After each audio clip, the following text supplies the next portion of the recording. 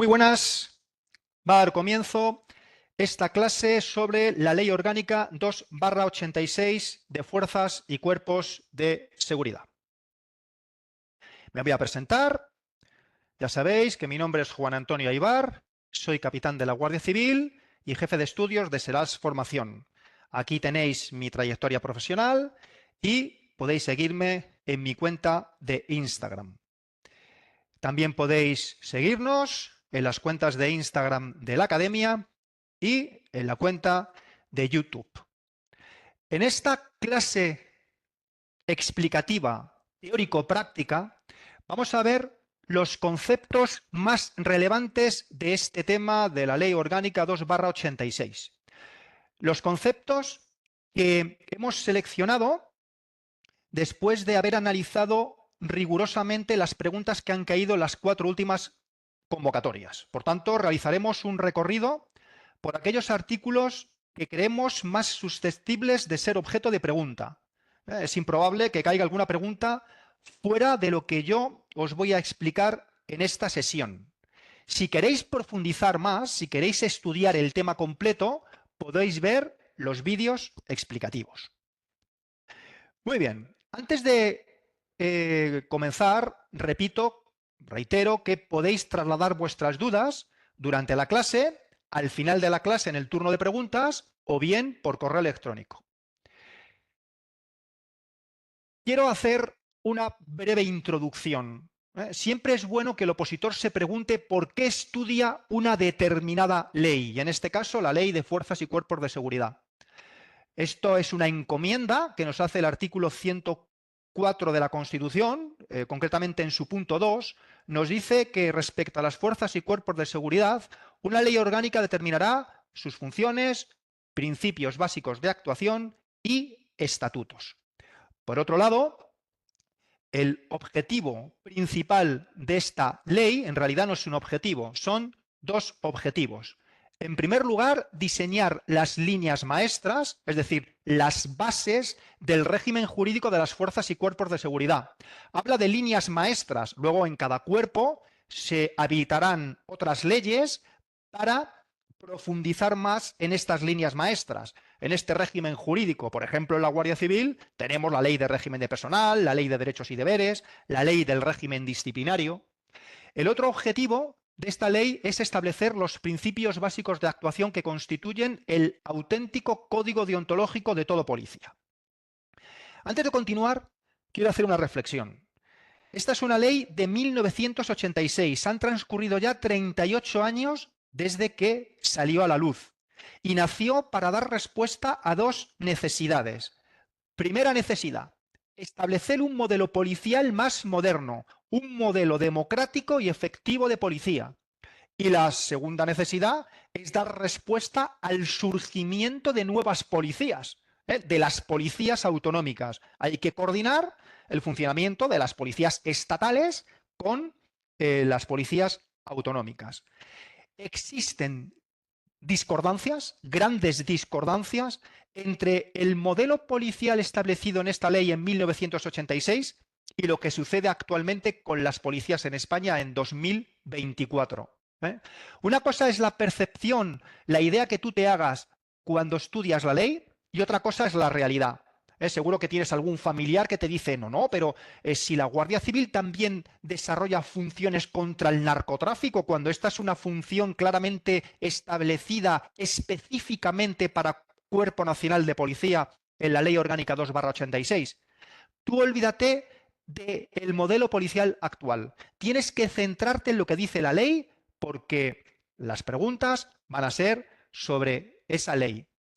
Y es bueno también que te preguntes qué es lo que venden las fuerzas y cuerpos de seguridad. ¿Cuál es su producto? Pues obviamente la seguridad pública o seguridad ciudadana, se utilizan ambas expresiones indistintamente. ¿Qué es la seguridad pública? La actividad dirigida a proteger personas y bienes. El artículo 33 de la Constitución española reconoce el derecho a la propiedad privada. Y esa actividad también está dirigida a mantener la tranquilidad ciudadana. ¿Y de quién se encarga de velar por esta seguridad pública? Las fuerzas y cuerpos de seguridad. Muy bien, pues Ya para finalizar la introducción, te recuerdo que existen 3 mecanismos para garantizar la seguridad ciudadana. Un ordenamiento jurídico adecuado, el poder legislativo, un poder judicial y las fuerzas y cuerpos de seguridad como brazo del poder ejecutivo para garantizar la seguridad a la ciudadanía. Es muy importante cuando estudias un tema que tengas siempre muy presente el índice, que cuando recorras el tema, el índice esté siempre visible para que ancles el tema, para que ese estudio se afiance mucho más. El índice de este tema se compone de un preámbulo, que no vamos a ver. El preámbulo es una introducción, es la síntesis del tema. Si lo crees conveniente, puedes leerlo, pero nosotros no lo vamos a ver en esta clase.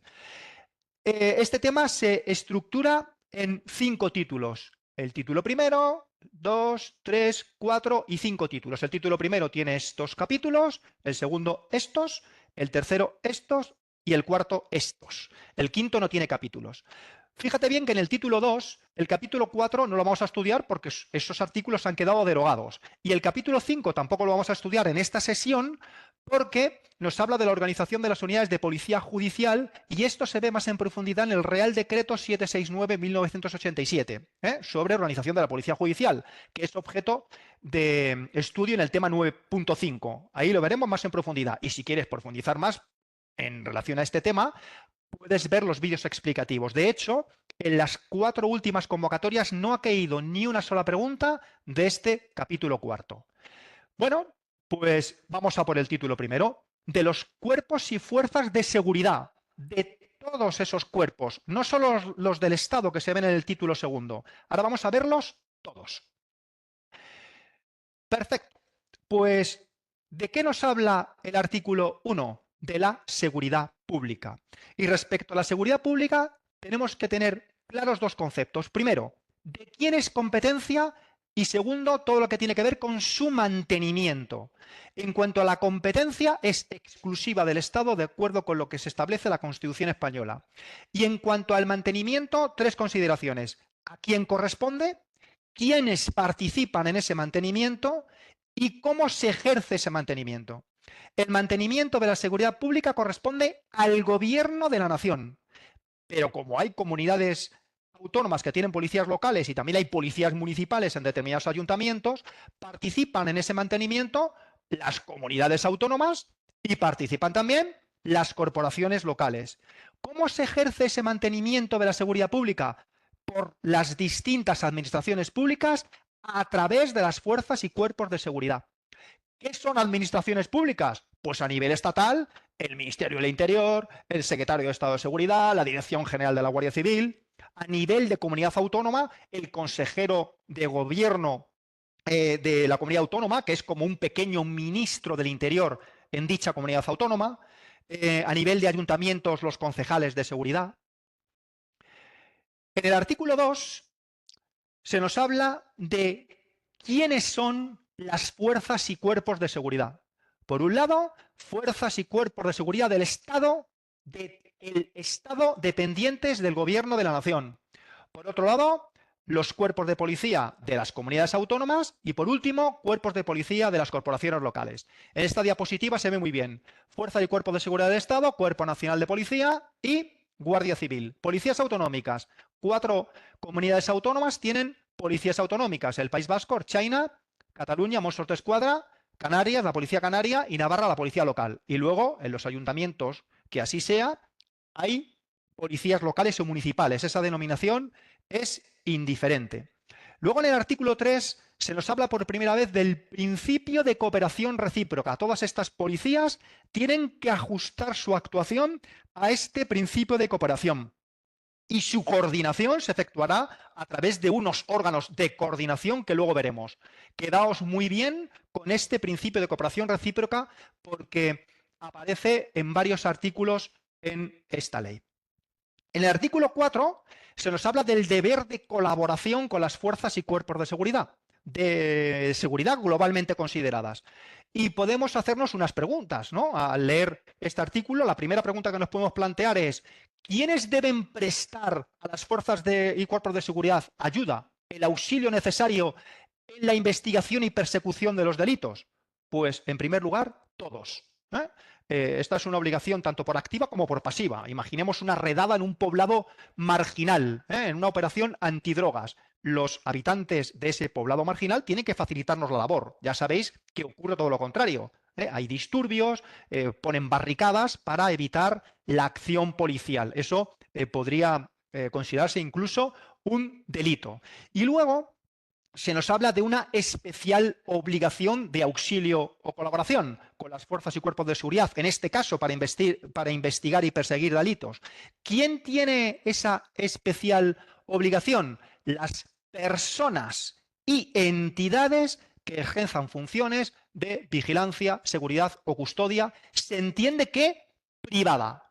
¿Quiénes son estas personas? Pues los vigilantes de seguridad, los escoltas privados, los detectives privados. ¿Y quiénes son estas entidades? Las empresas de seguridad privadas. Muy bien. Ahora nos vamos a un artículo muy importante, el artículo 5, en el que se contemplan los principios básicos de actuación. Son 6 principios genéricamente considerados. El primero, adecuación al ordenamiento jurídico. Hay algunos principios, los 3 primeros, que se desglosan en principios más específicos. Por ejemplo, el principio genérico de adecuación al ordenamiento jurídico se desglosa en estos 6 principios más específicos. Relaciones con la comunidad en estos 4, tratamiento de detenidos en estos 3, dedicación profesional solo en este, secreto profesional también solo 1 y responsabilidad también solo 1. No voy a detener a explicar en profundidad estos principios porque están explicados en los vídeos explicativos, primera razón, y segunda y fundamental, por cómo se pregunta sobre ellos en los exámenes reales. El tipo de pregunta es el siguiente.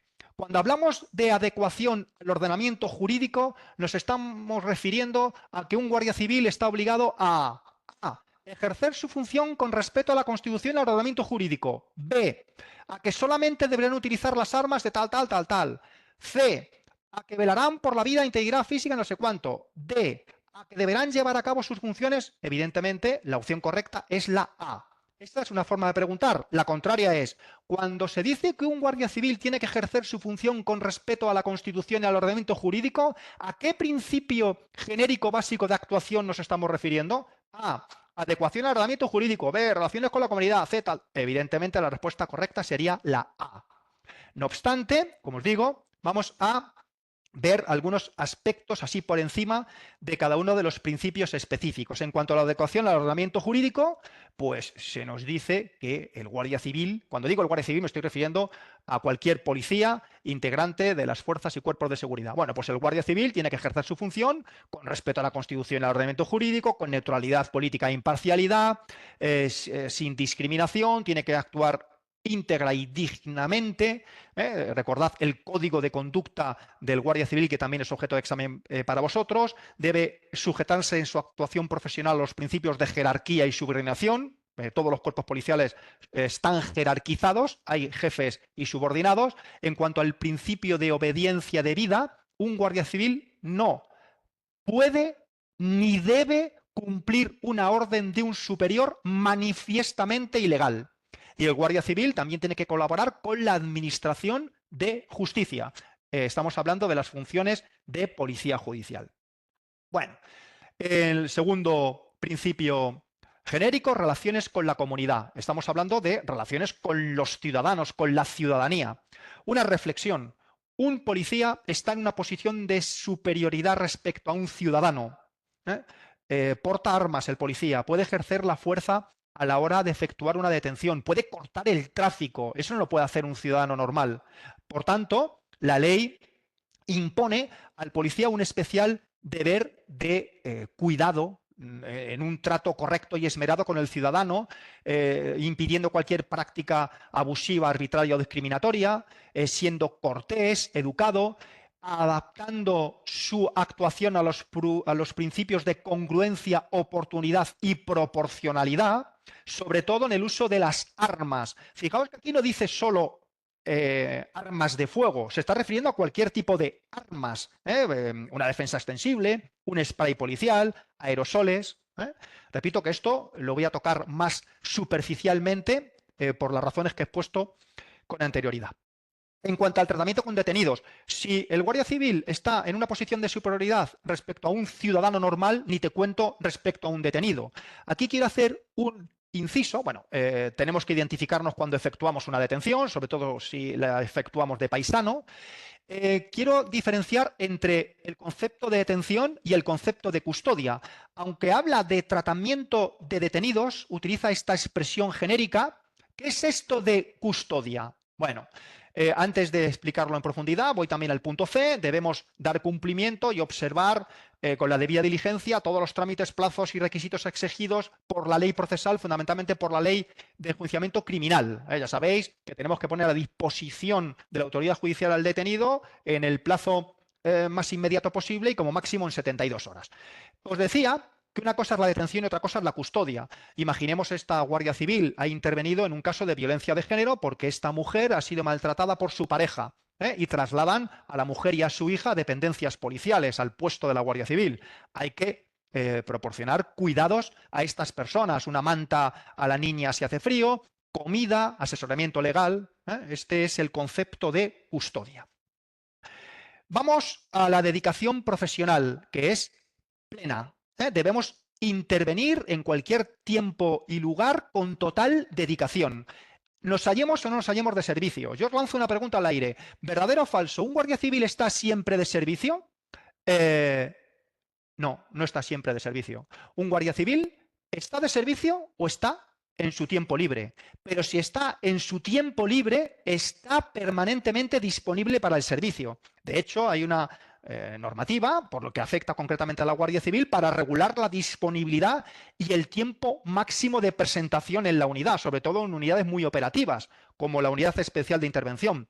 Tenemos que estar localizables aun estando de vacaciones, proporcionar un número de teléfono, proporcionar a nuestros jefes nuestro domicilio, aunque no sea el habitual. En definitiva, tenemos que estar localizables. En cuanto al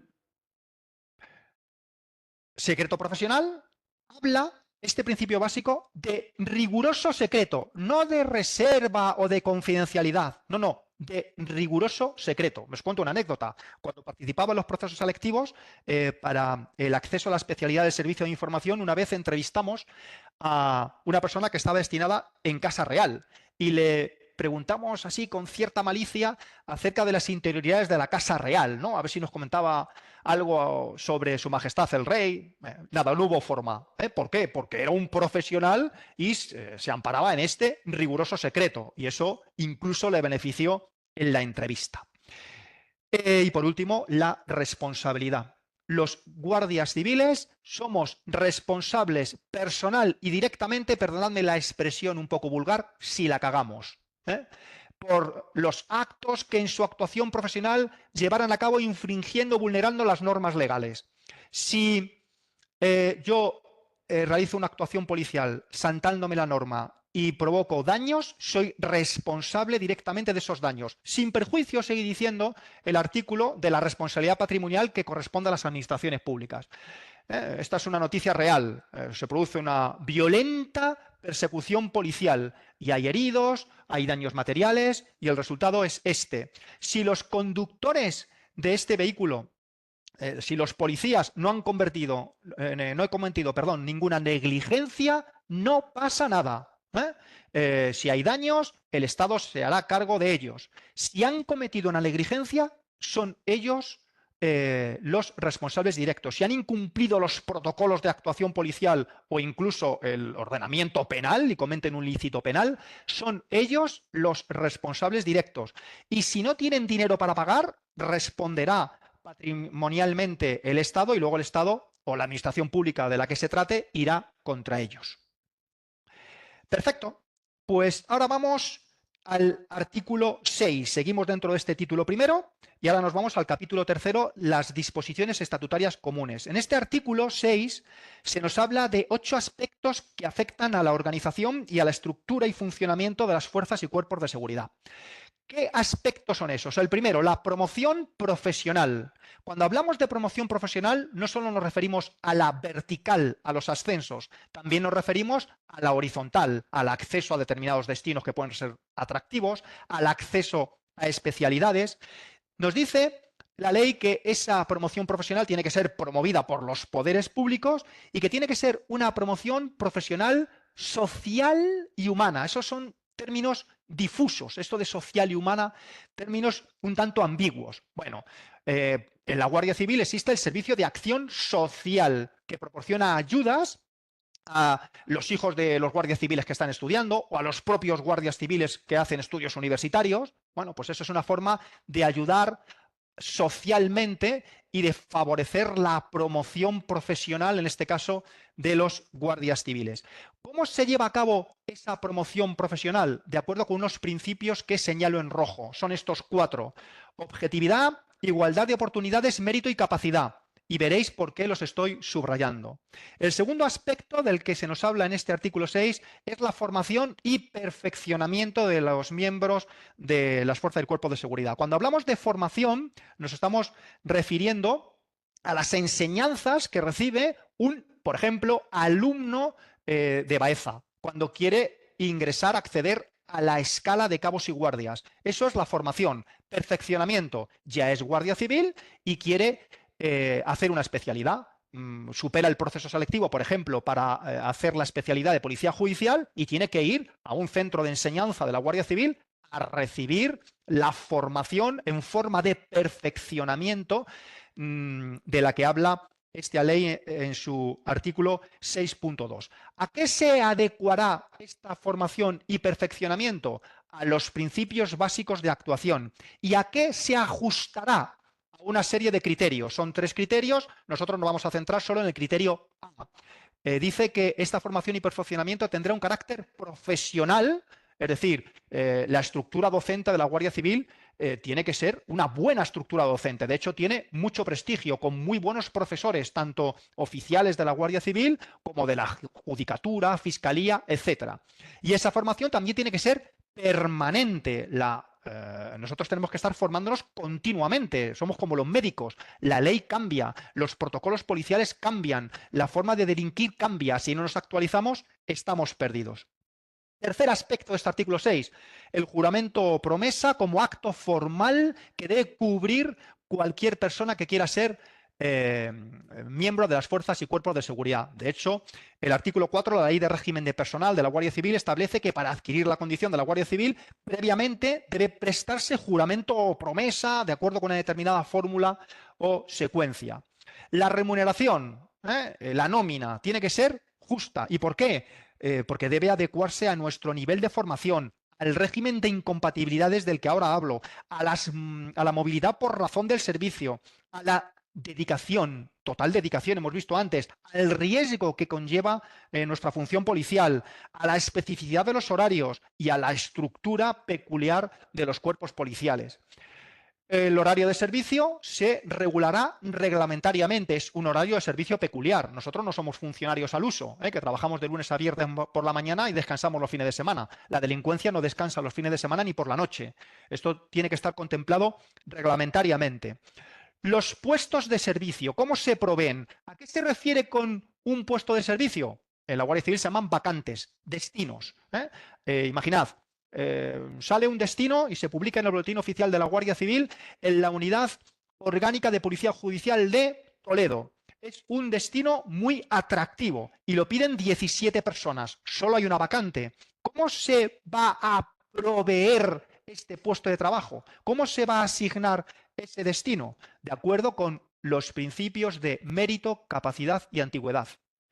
Ahora ya sabéis por qué he subrayado en rojo las 3 alusiones a los principios que se hacen en el artículo 6. Los principios son muy susceptibles de ser preguntados. No paséis por alto este detalle. Fijaos, en la Guardia Civil existen 3 formas de asignar destinos. Los destinos de concurso de méritos. Si sale un destino en el servicio de psicología, lógicamente se asignará con preferencia a aquel que tiene estudios en psicología, que tiene ese mérito, tener un grado en psicología. Destinos por capacidad, que en la Guardia Civil se llama de libre designación. Unidades muy sensibles, el servicio de información, las unidades de policía judicial, estos puestos se asignan por libre designación, a dedo. A dedo, de acuerdo con determinados criterios. Y luego, en la mayor parte de las ocasiones, sobre todo los destinos de seguridad ciudadana, tu destino, cuando seas guardia civil, tu primer destino muy probablemente se te asignará por antigüedad. El que más tiempo lleva en el cuerpo tiene preferencia para coger esa vacante. En cuanto al régimen de incompatibilidades, es muy severo. Un guardia civil no puede desempeñar ninguna función ni en el sector público ni en el sector privado, salvo las excepciones contempladas en la ley sobre incompatibilidades. Por ejemplo, la enseñanza. Un guardia civil puede dedicarse a la enseñanza. Y por último, en el punto 8, no podemos invocar el derecho a la huelga. Es un derecho fundamental que está absolutamente restringido para nosotros, por razones obvias. Nosotros prestamos servicios esenciales. Vamos a la huelga y paga y vámonos. Pero no solo la huelga, tampoco acciones sustitutivas. ¿Qué es una acción sustitutiva? Pues, no sé, que todos los componentes de la agrupación de tráfico del subsector de Palencia se ponen de acuerdo para no sancionar, para no poner multas, porque están enfadados con el jefe porque creen que cobran poco. Eso es una acción sustitutiva que también está prohibida. En el artículo 7 tenemos que diferenciar claramente entre estos tres conceptos: carácter de agentes de autoridad, consideración de autoridad y consideración de fuerza armada. Todos los miembros de las fuerzas y cuerpos de seguridad tienen en el ejercicio de sus funciones el carácter de agente de autoridad, a todos los efectos legales, en un doble sentido. Primero, ya hemos visto, tenemos una serie de prerrogativas sobre la ciudadanía, un poder que dimana de ese poder ejecutivo que hemos visto antes. Podemos detener, ejercer la fuerza, etc. Y segundo efecto legal, a efectos de la protección penal. Si una persona le da una bofetada a otra persona que no es guardia civil, ni policía, ni nada, será castigada de una determinada manera, con una determinada pena, si esto es delito, ¿no? Si esa misma bofetada se la da a un agente de la autoridad, la pena es mayor. En el ejercicio de sus funciones, la pena es mayor. Vamos a la consideración de autoridad. ¿Quién es autoridad? ¿Quién tiene el carácter? No la consideración, el carácter de autoridad. Un juez. ¿Cuándo un guardia civil tiene la consideración de autoridad? ¿Cuándo? A efectos de su protección penal, cuando sufra un delito de atentado, pero no cualquier delito de atentado. Cuando ese delito de atentado se perpetre con armas de fuego, explosivos o similar que puedan poner en grave peligro su integridad física. Siguiendo con el ejemplo. Esto que he dicho antes, si a un guardia civil se le da una bofetada o un puñetazo, eso es un delito de atentado. No hay armas de fuego ni explosivos, es un delito de atentado más leve. La pena que recaerá sobre el agresor es mayor que si abofetea a alguien que no es guardia civil. Ahora bien, si una persona le pega 3 tiros a un guardia civil, está cometiendo un delito de atentado con armas de fuego y entonces el guardia civil tendrá la consideración de autoridad, que es más que la simple o el simple carácter de agente de autoridad. Y la pena que va a recaer sobre esa persona es todavía mayor. Vamos con la consideración de fuerza armada. Esto solo afecta a los guardias civiles. ¿Por qué? Porque es un instituto armado de naturaleza militar. El resto de fuerzas y cuerpos de seguridad tienen naturaleza civil. Y se considera al guardia civil fuerza armada en el cumplimiento de sus misiones militares. Luego hablo sobre este asunto, sobre las misiones militares que se le pueden encomendar a un guardia civil. Bueno, pues vamos al artículo 8, en el que se nos habla de qué jurisdicción es la competente cuando se cometa un delito contra un miembro de la fuerza y cuerpo de seguridad, cuando sea un miembro de las fuerzas y cuerpos de seguridad el que cometa un delito en el ejercicio de sus funciones. La competencia recae sobre la jurisdicción ordinaria, sobre el juez de instrucción, audiencia nacional, audiencia provincial, dependiendo del delito del que se trate. Esto con carácter general. Excepción: cuando la competencia recae en la jurisdicción militar. Esta jurisdicción solo será competente en determinados casos para los guardias civiles. A los guardias civiles se nos aplica también el Código Penal militar. Un ejemplo: si yo estoy prestando servicio, me enfado con mi jefe y le pego un puñetazo, ese no es un delito ordinario contemplado en el Código Penal ordinario. Es una agresión a un superior contemplado en el Código Penal militar y será la jurisdicción militar la encargada de dilucidarlo. Bueno, pues hemos terminado con este título primero de los cuerpos y fuerzas de seguridad, artículos 1 al 8, y ahora vamos a hablar de los cuerpos y fuerzas de seguridad del Estado, es decir, de la Guardia Civil y de la Policía Nacional. Cuando hablamos de Policía Nacional es la denominación moderna, nos estamos refiriendo a Cuerpo Nacional de Policía. Pues vamos a ello. En primer lugar, ¿qué tenemos que decir respecto al artículo 9? En el artículo 9 se nos habla de cuál es la naturaleza de la policía y de la Guardia Civil. Cuerpo Nacional de Policía, Instituto Armado de Naturaleza Civil, Guardia Civil de naturaleza militar. Eso por un lado, esto es fácil. Ahora, se nos habla también de la dependencia ministerial de ambos cuerpos policiales. ¿De quién depende ministerialmente el Cuerpo Nacional de Policía? Del Ministerio del Interior. La Guardia Civil tiene una doble dependencia. Del Ministerio del Interior generalmente, del Ministerio de Defensa en otras ocasiones, y hace una cláusula de exclusividad. En otras ocasiones muy específicas, exclusivamente del Ministerio de Defensa. ¿Cuándo depende del Ministerio de Interior? En el desempeño de las funciones, faltaría aquí poner en la ley, policiales de seguridad ciudadana que esta ley le atribuye, es decir, en la mayoría de las ocasiones. ¿Cuándo depende del Ministerio de Defensa? En el cumplimiento de las misiones de carácter militar que encomiende a la Guardia Civil el propio Ministerio de Defensa, dice este, es decir, el Ministerio de Defensa o el Gobierno. Os explico, para que no os confundáis. ¿Cuándo desarrolla misiones militares un Guardia Civil? Generalmente en el extranjero. En misiones militares en el extranjero, en el Líbano, en Afganistán, etc. Si yo como capitán voy a cumplir una misión de estas características, a mí no se me va a asignar el mando de una compañía del ejército de tierra para tomar una colina, porque no estoy preparado para ello. Voy a ejercer las funciones con las que puedo ayudar en esa misión y que tienen que ver con la Guardia Civil. Por ejemplo, enseñanza.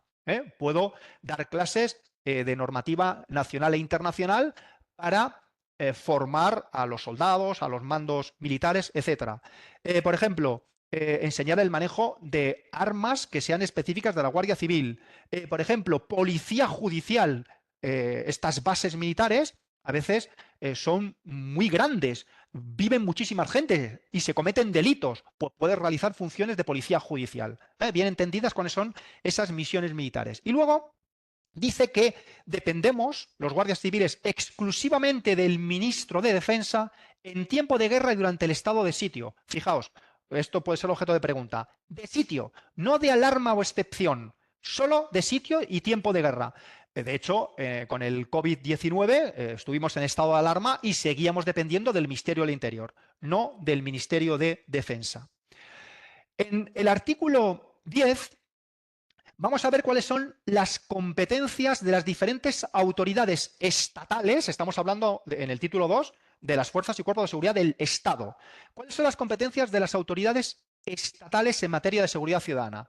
Y primero tenemos el ministro del Interior, luego el secretario de Estado de Seguridad. En la ley habla de director de la seguridad del Estado, esta denominación es obsoleta, y luego se habla de subdelegado del gobierno, con una denominación obsoleta, gobernador civil. Os explico rápidamente. Existen 17 comunidades autónomas. En cada comunidad autónoma hay un delegado del gobierno. Si la comunidad autónoma es pluriprovincial, en cada provincia hay un subdelegado del gobierno. Bueno, pues vamos a ver las competencias. ¿Qué competencia tiene el ministro del Interior en materia de seguridad ciudadana? Pues la administración general de esa seguridad ciudadana. Y luego, importante, el mando superior de las fuerzas y cuerpos de seguridad del Estado. Cuidado que si la pregunta dice de las fuerzas y cuerpos de seguridad, nos están tratando de confundir. El mando superior es de las fuerzas y cuerpos de seguridad del Estado. Luego también es el responsable de las relaciones de colaboración y auxilio con las autoridades policiales extranjeras, por ejemplo, la Interpol. El secretario de Estado de Seguridad, ¿qué funciones tiene? Ejercer ese mando superior del ministro del Interior. El ministro del Interior es un superjefe, tiene que delegar. Pues delega en el secretario de Estado de Seguridad, que está inmediatamente por debajo de él. es quien ejerce el mando, ese mando superior, sobre las fuerzas y cuerpos de seguridad del Estado bajo la inmediata autoridad del propio ministro del Interior. De este secretario de Estado de Seguridad dependen directamente el director general de la Guardia Civil y el director general de la Policía. Y a través de esas direcciones coordinará la actuación de ambos cuerpos policiales. Y luego damos una vuelta de tuerca. ¿Qué hace el subdelegado del Gobierno? Ejerce el mando directo de las fuerzas y cuerpos de seguridad del Estado en la provincia. Ni que decir tiene la importancia del subrayado en rojo. No confundáis el mando superior, ministro del Interior, mando ejercido, secretario de Estado de Seguridad, y mando directo en la provincia, subdelegado del Gobierno. En el artículo 11.1 vamos a empezar a hablar de las funciones de policía y de guardia civil. Cuando hablamos de funciones de estos dos cuerpos policiales, en primer lugar tenemos que tener claro el concepto de misión. ¿Cuál es la misión de las fuerzas del cuerpo de seguridad del Estado? Tal y como dice la Constitución, proteger el libre ejercicio de los derechos y libertades y garantizar la seguridad ciudadana. Esa misión se ejecuta a través de una serie de funciones. Y esas funciones, en el artículo 11.1, las que se desglosan en el artículo 11.1, son comunes. Son funciones comunes a Guardia Civil y Policía. Son las 9 funciones, como digo, que aparecen desglosadas en el 11.1. Pues velar por el cumplimiento de las leyes y disposiciones generales, auxiliar y proteger a las personas. Bueno, estas funciones las leéis. Hay una función, la G, que genera confusión. ¿Por qué? Porque habla de investigar los delitos para descubrir y detener a los presuntos culpables. Y la H, que habla de captar y recibir y analizar cuantos datos tengan interés. Bueno, vamos a hablar sobre esas funciones en próximas diapositivas. En el artículo 11.2 se nos habla de la distribución territorial de competencias. Esas funciones comunes, ¿a quién corresponden en cada territorio? Bueno, pues muy tajantemente dice que al Cuerpo Nacional de Policía le corresponden en las capitales de provincia, en Madrid, en Palencia, en Córdoba, en Valladolid y también en los términos municipales y núcleos urbanos que el gobierno determine. Podemos pensar, y es así en general, pero hay muchas excepciones, que la Policía Nacional desarrolla estas funciones comunes en los grandes núcleos urbanos. Pero digo que esto tiene excepciones. Por ejemplo, Valdemoro, 80.000 habitantes. La competencia recae en Guardia Civil. Valdemoro tiene el doble de habitantes que Teruel, que es capital de provincia, y la competencia en esa capital de provincia y en todas recae sobre Policía Nacional o Cuerpo Nacional de Policía. Y la Guardia Civil desarrolla sus funciones en el resto del territorio nacional y en el mar territorial. Ya sabéis que nosotros tenemos nuestro servicio marítimo. Esto que acabo de explicar tiene una excepción.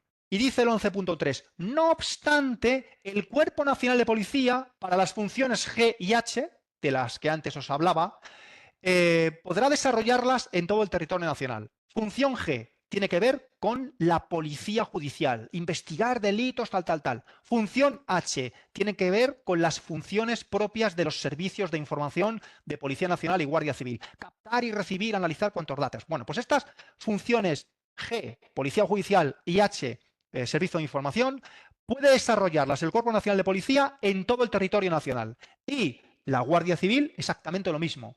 No voy a entrar en detalles porque os confundiría. Para el desempeño de sus competencias propias, dice la ley, también podrá actuar en todo el territorio nacional, siempre y cuando, si esto sucede, el miembro del cuerpo que haya actuado fuera de su ámbito territorial tiene que dar cuenta al otro cuerpo.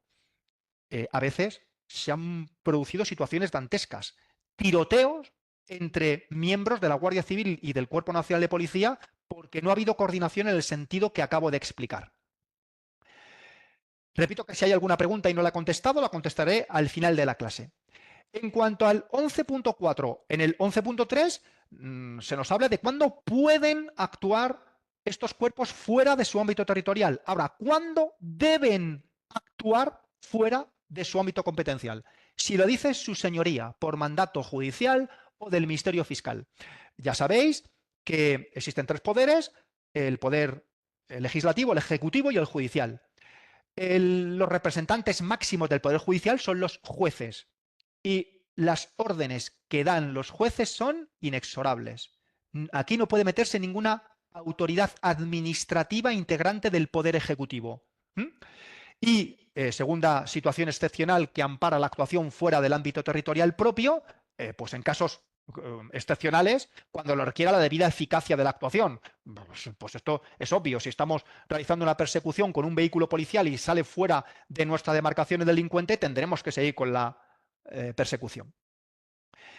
Bueno, pues esto, esta fotografía me gusta mucho. A lo mejor este es un policía judicial destinado en la unidad orgánica de Toledo y su señoría le encomienda una misión en Cataluña porque parte de la investigación hay que realizarla allí. Pues no se encomienda a Dios y al diablo. Su señoría ha ordenado esto y se desplaza sin ningún tipo de problema. ¿Y qué sucede si hay un conflicto de competencias, tanto positivo como negativo? Positivo, ambos cuerpos policiales quieren hacerse cargo del servicio, porque es un servicio atractivo. Negativo, todo lo contrario. Bueno, pues esto se decide teniendo en cuenta qué cuerpo ha realizado las primeras actuaciones, hasta que se pronuncie, hasta que resuelva el delegado o subdelegado de gobierno o las instancias superiores del Ministerio del Interior. Y vuelve a hacer esta salvedad, el artículo 11.5, sin perjuicio de lo dispuesto para la policía judicial. Lo que ordene su señoría va a misa. Continuamos y vamos a ver algo que puede inducir a confusión. En este artículo 11.6 nos podemos plantear una pregunta. ¿Puede un cuerpo, la Guardia Civil o Policía Nacional, asumir en zonas o núcleos determinados todas o algunas de las funciones exclusivas asignadas al otro cuerpo? Yo estoy destinado en una unidad orgánica de Policía Judicial en Toledo con unas funciones exclusivas y no es demarcación de la policía. Si me encarga la policía una actuación policial, ¿puedo llevarla a efecto? Sí. Si así lo ordena el ministro del Interior. ¿Y esto para qué? Para conseguir la óptima utilización de los medios disponibles, una racional distribución de efectivos, para que no haya solapamiento de actuaciones. Bastante limitados estamos ya en los efectivos como para encima dilapidarlos de esta forma.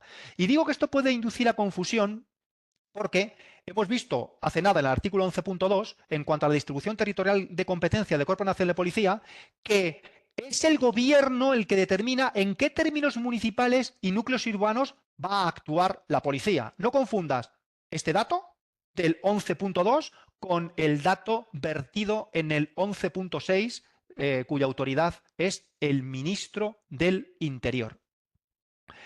Bueno, hemos hablado de cuáles son las funciones comunes de policía y guardia civil. ¿Dónde desarrollan esas funciones? La distribución territorial. Ahora vamos a hablar en el 12.1 de la distribución material de competencias. Al Cuerpo Nacional de Policía le corresponden 8 competencias propias, características, exclusivas, de acuerdo con la ley, repito, otra cosa es luego la realidad, y la Guardia Civil 7 competencias. ¿Cuáles son las competencias de policía? Ya sabéis, todo lo que tiene que ver con DNI, pasaportes, extranjeros, refugio, asilo, extradición, juego, etc. La competencia que más os puede confundir es la contemplada en el apartado E, cuando habla de la investigación y persecución de los delitos relacionados con la droga. Bueno, la Guardia Civil también persigue estos delitos. De hecho, contamos con los equipos de delincuencia organizada y antidroga, los EDOA, integrados a las unidades orgánicas de policía judicial. Pero como decía al principio de mi exposición, vosotros tenéis que tener claros los conceptos de la ley. Otra cosa es la realidad. Guardia Civil, ¿qué competencias tiene? Pues armas, explosivos, resguardo fiscal del Estado, es decir, contrabando, la vigilancia del tráfico en vías interurbanas, la protección de la naturaleza, la conducción interurbana de presos. Bueno, esto es relativamente sencillo. y lo podéis leer vosotros. Vamos a realizar un repaso de lo visto hasta ahora en cuanto a las funciones comunes de ambos cuerpos, en cuanto a la distribución territorial de competencias y la distribución material de competencias. Las funciones comunes se contemplan en el artículo 11.1 y son 9. En el artículo 11.2, 3, 4, 5 y 6 se nos habla de la distribución territorial de competencias y de la distribución material, como acabamos de ver en el 12.1, son 8 para la policía y 7 para la Guardia Civil.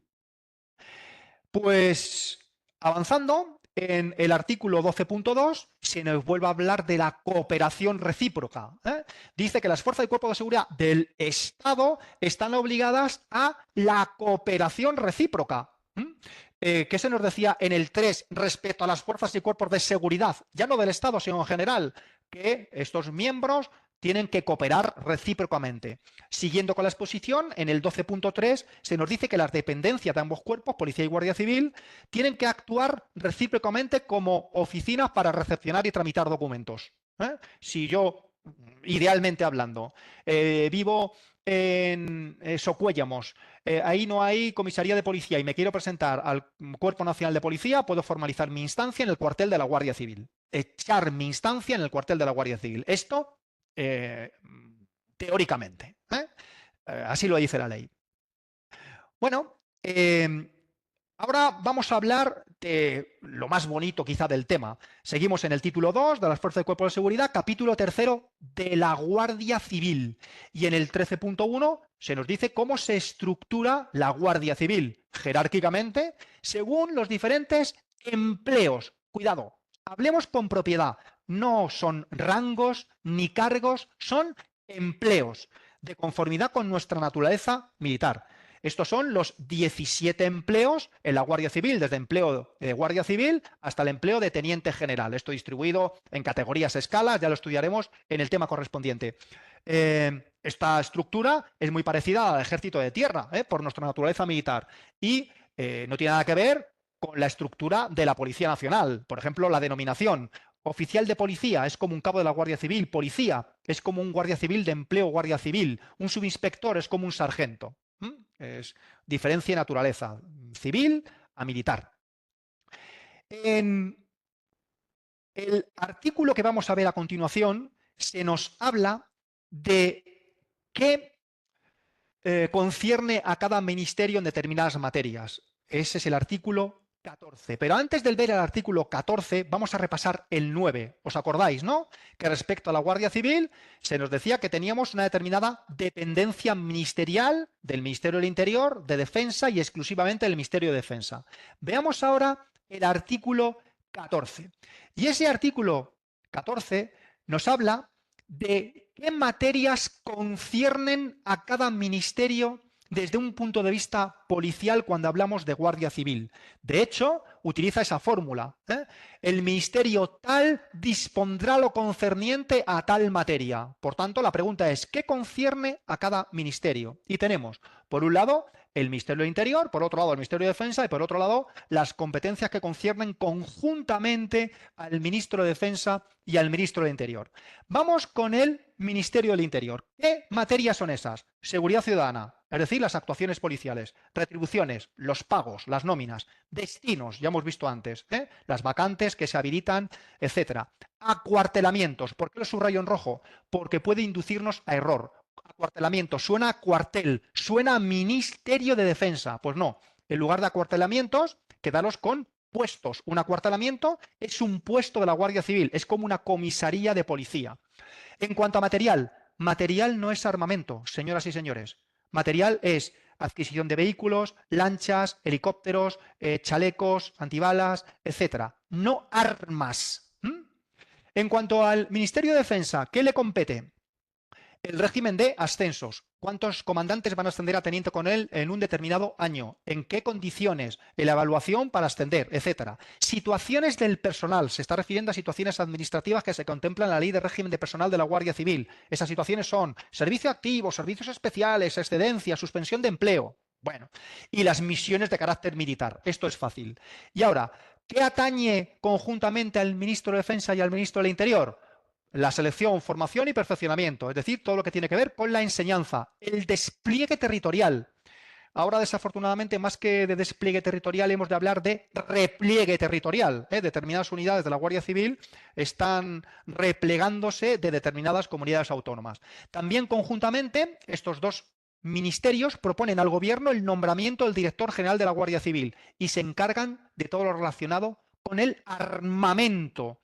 No confundáis armamento con material. Por ejemplo, se decide qué arma se va a adquirir, cuál va a ser el arma de dotación reglamentaria para los guardias civiles.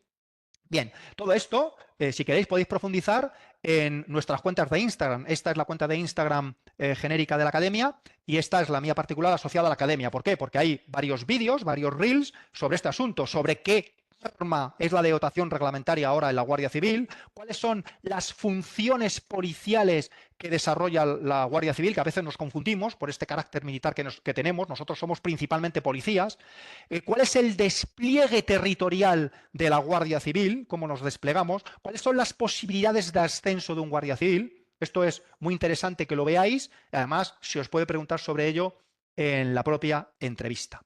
Muy rápidamente, en el artículo, bueno, antes de continuar, sobre el concepto de cuartel y acuartelamiento. Este concepto de cuartel es un concepto que se está extinguiendo. Desde un punto de vista melancólico, desafortunadamente. Desde un punto de vista operativo, afortunadamente. Estos cuarteles están siendo sustituidos pues, por puestos principales, por ejemplo dotado de todas las tecnologías y modernidades, que no tiene nada que envidiar a las comisarías de policía. Ahora sí, vamos a hablar del régimen disciplinario que afecta a la Guardia Civil. Con carácter general, dice la ley, el que determine su normativa específica, y es la ley orgánica del régimen disciplinario de la Guardia Civil. Ahora, cuando desarrollamos misiones de carácter militar o si estamos integrados en unidades militares, el régimen disciplinario que se nos aplicará es el de las Fuerzas Armadas. Se nos recuerda en el 15.2 que un guardia civil no puede pertenecer a partidos políticos o sindicatos. Cuidado que esta es una pregunta trampa también. Un policía sí que puede sindicarse, un guardia civil no. Mucho cuidado, ni partidos políticos ni sindicatos. En cuanto a las peticiones, ¿qué es una petición? Porque yo quiero pedir un pabellón. Estoy destinado como guardia civil en el puesto de alcaudete y quiero pedir un pabellón, que se me asigne un pabellón. Yo no puedo dirigirme directamente al teniente coronel. Tengo que hacerlo de una determinada forma. Y las peticiones no pueden ser colectivas. No puedo ponerme de acuerdo con 17 compañeros para hacer una petición y firmar los 17 esa petición. Podemos hacer los 17 la misma petición, pero elevada y firmada individualmente. Las peticiones tienen que ser individuales, de acuerdo con la legislación específica que se contempla en la Guardia Civil y siempre siguiendo el conducto reglamentario. Como digo, no puedo dirigirme directamente al teniente coronel. Me dirigiré al sargento, el sargento elevará la solicitud al capitán de la compañía y así sucesivamente. Estos son los sindicatos más representativos del Cuerpo Nacional de Policía y no confundamos sindicatos con asociaciones profesionales de la Guardia Civil que se regulan en varias normativas, por ejemplo, en la Ley de Régimen de Derechos y Deberes. La asociación profesional más representativa, más potente ahora es JUCIL, con la que Serás Formación tiene firmado un convenio de colaboración. Continuamos, ya nos salimos del capítulo que regula la Guardia Civil, el capítulo cuarto regula la policía y está derogado, y el capítulo quinto nos habla de la organización de las unidades de policía judicial. Artículos del 29 al 36, esto no lo vamos a ver en esta clase porque se ve mucho más pormenorizadamente en este Real Decreto que aparece en pantalla que atañe al tema 9.5. Bueno, pues hemos terminado el título segundo y vamos al título tercero. Ahora vamos a hablar de las policías de las comunidades autónomas, desglosando estos tres capítulos. Antes de ver el artículo 38, en el artículo 37 se contemplan tres realidades. Artículo 37.1. Comunidades autónomas que tenían previsto en sus estatutos crear policías autonómicas y lo han hecho. Estas son las 4 comunidades autónomas que antes hemos visto, con los 4 cuerpos policiales autonómicos. En el 37.2, segunda realidad, comunidades autónomas que también tenían previsto en su estatuto la creación de policías y no lo han hecho. Por ejemplo, Andalucía, Aragón, Valencia. Y tercer punto, el 37.3, comunidades autónomas que no tienen previsto en sus estatutos crear policías autonómicas. Por ejemplo, Madrid. Visto esto, vamos a ver qué funciones tienen las policías autonómicas de las comunidades autónomas que tienen policías autonómicas. Esas funciones se agrupan en tres grupos. Primer grupo, funciones con carácter propias, que son 4. Estas 4 que aparecen. Y siempre aparece la coletilla de las comunidades autónomas. Esto es fácil de detectar en un examen tipo test. Cumplir órdenes de las comunidades autónomas, vigilar y proteger personas y edificios de las comunidades autónomas, etcétera. Esas son funciones con carácter propias, es decir, exclusivas. Ahora, colaborando con las fuerzas y cuerpos de seguridad del Estado, con Guardia Civil y Policía, son 3. Las 2 primeras son funciones de la Guardia Civil y Policía, y las policías autonómicas colaboran con la Guardia Civil y Policía, que son velar por el cumplimiento de las disposiciones del Estado y servicios esenciales, y la Policía Judicial. En estos casos, las policías autonómicas colaboran con la Fuerza y Cuerpo de Seguridad del Estado. En el tercer caso, punto C, somos nosotros, los policías y guardias civiles, quienes colaboramos con ellos. Esa función es la de vigilar los espacios públicos, proteger las manifestaciones y mantener el orden en grandes concentraciones humanas. Dice este artículo que el ejercicio de esta función corresponderá con carácter prioritario a los cuerpos de policía de las comunidades autónomas y, por tanto, nosotros colaboramos con ellos.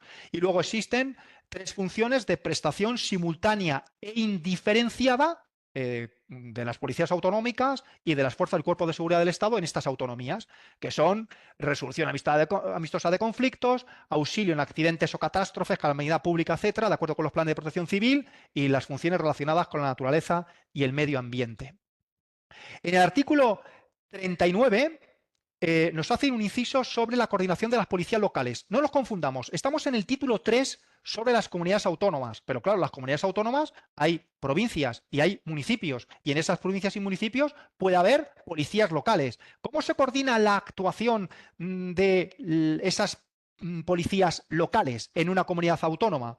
Esto nos lo dice el artículo 39. ¿A quién corresponde esta coordinación de las policías locales?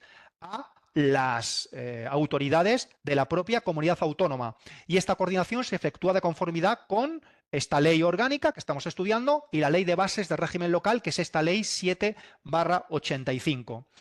Esta coordinación se efectúa mediante 4 funciones, que estableciendo normas marco, homogeneizando los cuerpos policiales, homogeneizando los criterios de selección, formación, promoción y movilidad, y coordinando la formación profesional tanto de los policías como de los mandos. En definitiva, lo que se pretende con estas 4 funciones es que no haya discrepancias en cuanto a las estructuras, formación, retribuciones, etcétera, de las policías locales de una misma comunidad autónoma, que haya cierta homogeneidad.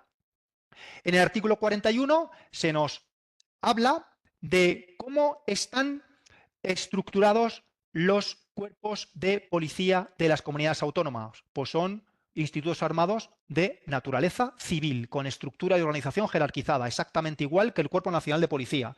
En cuanto a la uniformidad, están obligados a vestir el uniforme en el ejercicio de sus funciones, salvo casos excepcionales que autorizan las juntas de seguridad, que es un órgano de coordinación que luego veremos. Esto puede ser susceptible de pregunta.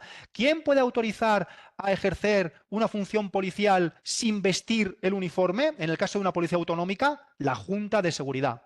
En cuanto a las armas de fuego, pueden portarlas, de hecho las portan, siempre teniendo en cuenta que el otorgamiento de la licencia de armas es competencia exclusiva del Gobierno de la Nación, de acuerdo con lo estipulado en el artículo correspondiente de la Constitución española. Pues esta es la jerarquía de la Policía Foral de Navarra. En todos casos son los mismos perros con distintos collares. Aquí hay cabos, subinspectores, inspectores, etcétera. Y este es su uniforme cuando ejercen sus funciones, y veis que están dotados con el arma reglamentaria. Muy bien. El siguiente artículo se nos habla del ámbito territorial de actuación de las policías autonómicas. ¿Dónde actúan las policías autonómicas? Pues lógicamente, con carácter general, solo en la comunidad autónoma respectiva, con 2 excepciones: en situaciones de emergencia, previo requerimiento de las autoridades estatales. El típico ejemplo, hay una gran catástrofe en el norte de la provincia de Castellón y se necesita la colaboración de los Mossos de Escuadra. Bueno, pues la autoridad estatal puede requerir la actuación de los Mossos de Escuadra para ayudar en esta gran catástrofe. Es una situación de emergencia. Otra excepción, cuando desarrollen estos policías funciones de protección como escoltas de las autoridades públicas de la comunidad autónoma, siempre previa autorización del ministro del Interior. Bueno, pues el presidente de una comunidad autónoma X se desplaza a Madrid a una reunión, tiene sus escoltas, integrantes de la policía autónoma correspondiente pueden desplazarse acompañando a esta autoridad con la autorización del Ministerio del Interior. Bueno, pues hemos terminado este título 3, ya vamos al título 4. Este título 4 es necesario porque es necesario coordinar la actuación entre el Estado y las comunidades autónomas de todos estos cuerpos policiales que actúan en una determinada comunidad autónoma. Pues vamos a ver qué nos explica este título.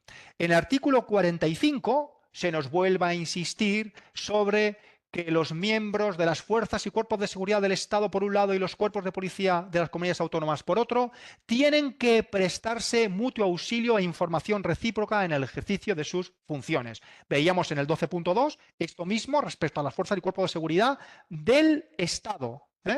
Esa cooperación recíproca obligatoria.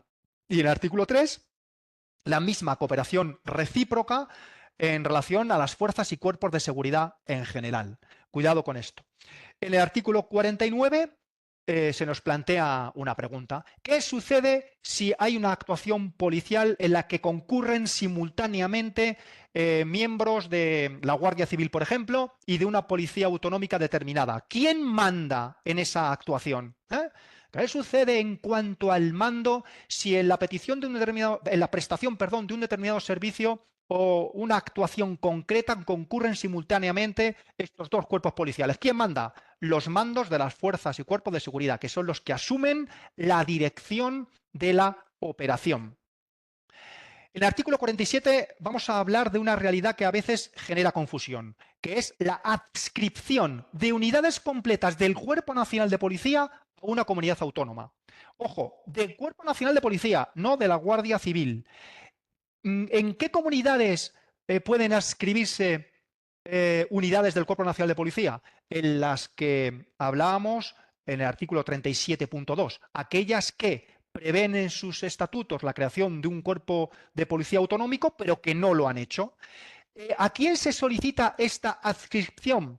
Al Gobierno de la Nación a través del Ministro del Interior. ¿Y para qué funciones? Para las funciones del 38.1, para las funciones que tienen las policías autonómicas con carácter de propias.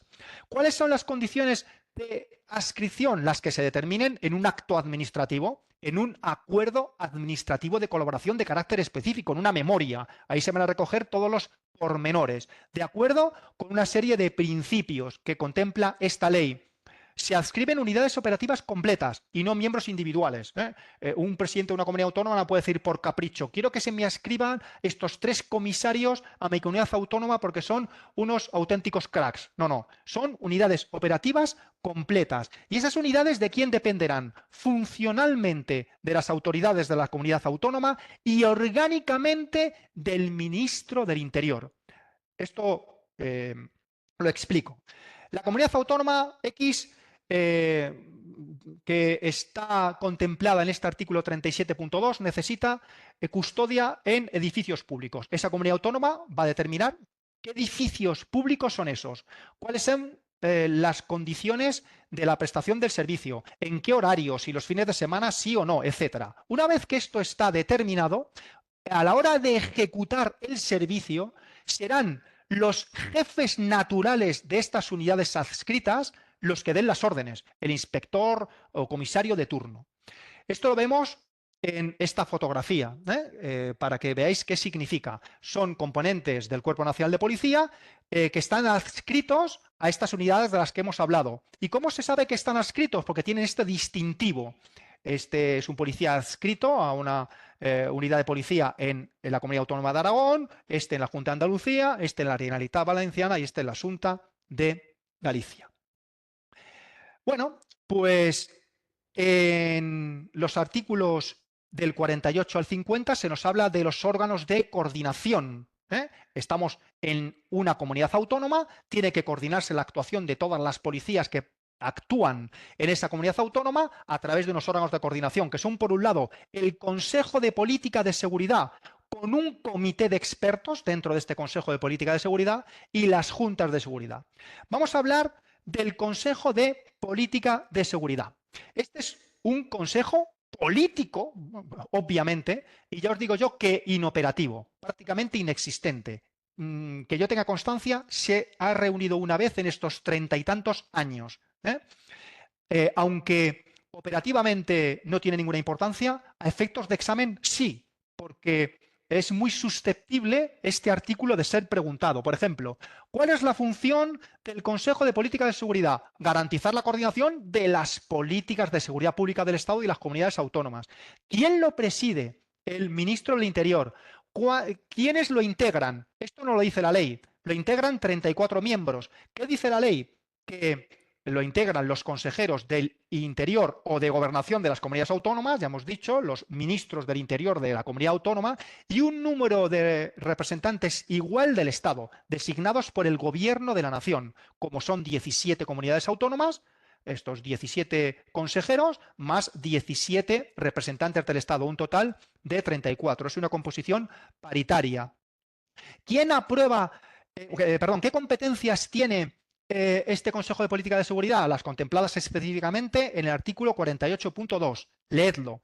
¿Y quién aprueba su reglamento de régimen interior? El propio Consejo. Ahora, hemos dicho que dentro del Consejo de Política de Seguridad existe otro órgano de coordinación independiente denominado Comité de Expertos, integrado por 8 componentes.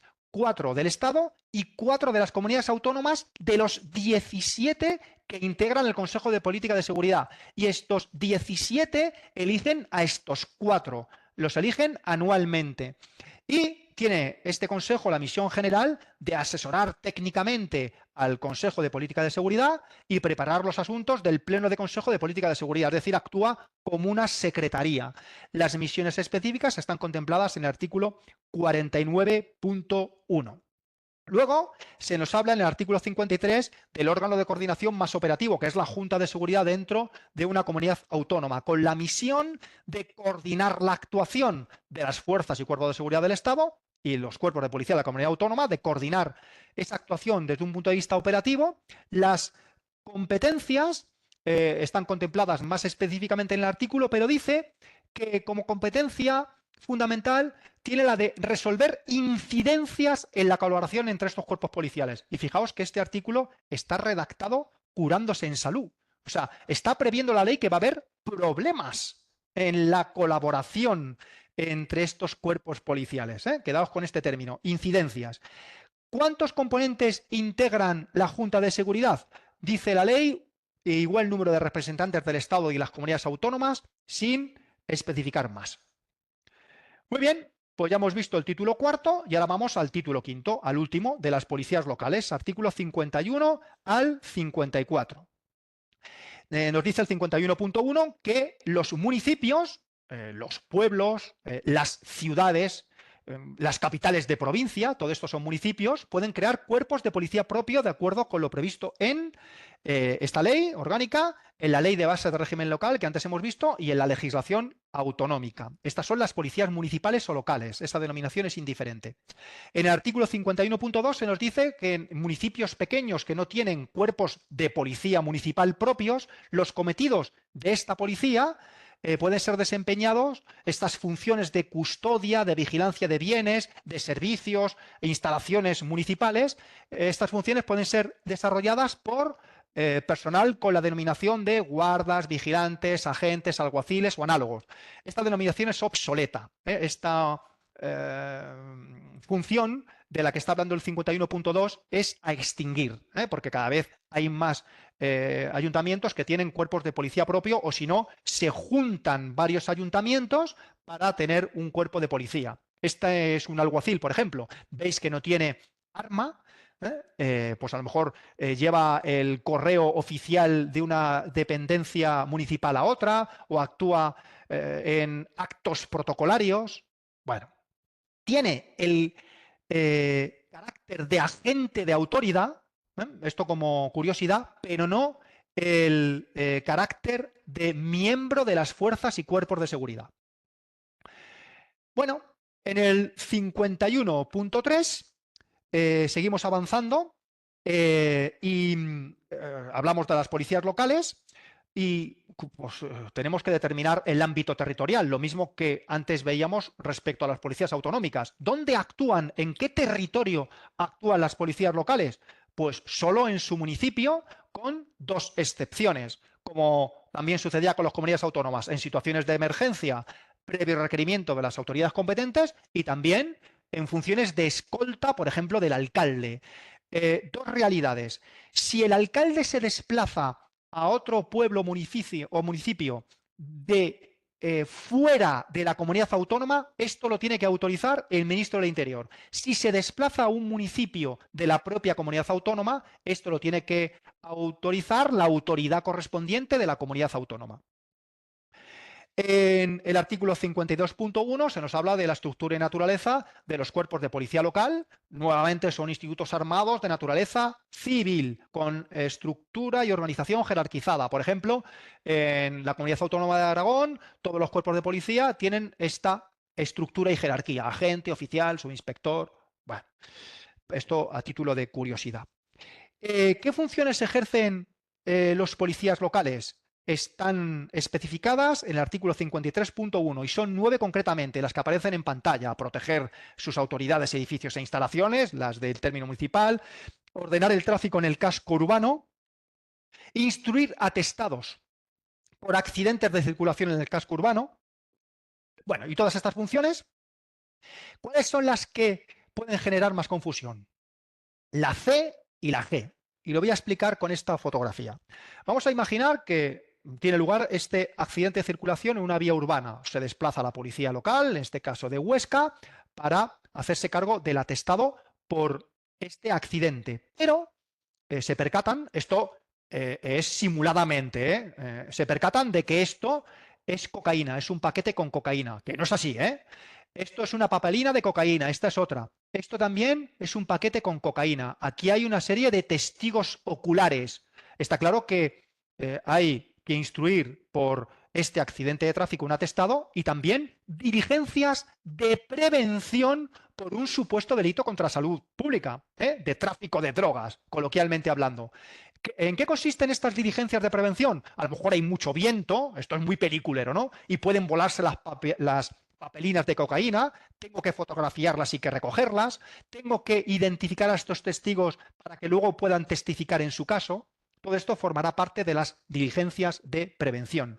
Y se explica mejor en el siguiente artículo, en el 53.2, cuando dice que las actuaciones correspondientes a estas dos funciones, de las 9 genéricas que hemos visto en el artículo anterior, a la función C de instruir a estados por accidente de circulación o la instrucción G, las diligencias de prevención, estas actuaciones deben ser comunicadas a las fuerzas y cuerpos de seguridad del Estado competentes.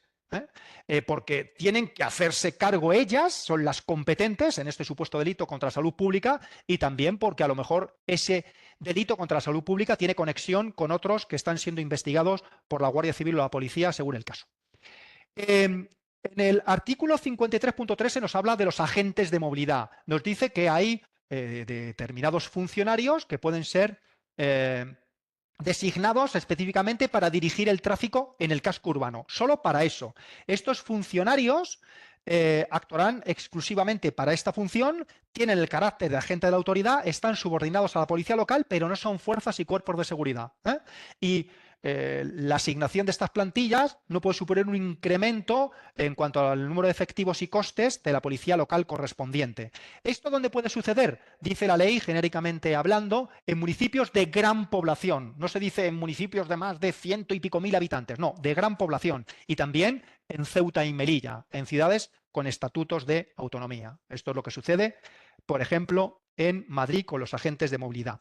Y ya para finalizar, en el artículo 54 se nos habla de la Junta Local de Seguridad, que es el órgano de coordinación en un ayuntamiento que tiene esta competencia, establecer las formas y procedimientos de colaboración entre los miembros de las diferentes policías que actúan en el término municipal.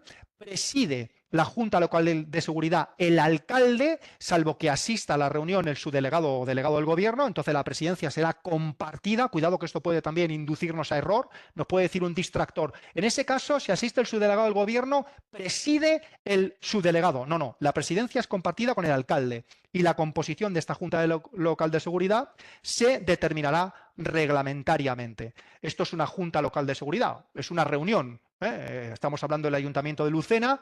A lo mejor puede ser el alcalde, no lo sé. Esta persona puede ser la concejala de Seguridad Ciudadana. Vemos que asisten a la reunión miembros de la Policía Local de Lucena, asiste por parte de la Guardia Civil el capitán de la compañía, el sargento comandante de puesto, probablemente, de Lucena, asiste un subinspector, porque estamos hablando de Andalucía y hay unidades adscritas del Cuerpo Nacional de Policía.